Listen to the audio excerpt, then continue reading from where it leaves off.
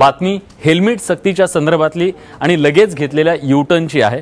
खरं तर कोल्हापूरसह 5 जिल्ह्यांमध्ये हेल्मेट सक्तीचा निर्णय घेण्यात आला, पण हा निर्णय तुर्तास मागे घेण्यात आलेला आहे। कोल्हापूर परिक्षेत्राचे विशेष पोलीस महानिरीक्षक विश्वास नांगरे पाटील यांच्यासोबत सर्वपक्षीय नेत्यांची आज बैठक झाली। या बैठकीत शहरातील हेल्मेट सक्ती तुर्तास रद्द करण्यात आली आहे।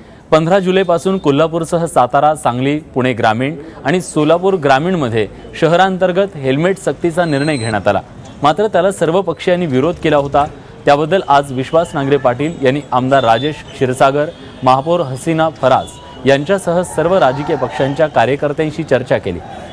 वाहन चालकांचं हेल्मेट वापरण्याबद्दल जास्तीत जास्त प्रबोधन करून हळूहळू सक्ती करण्याचं या बैठकीत ठरवण्यात आलं।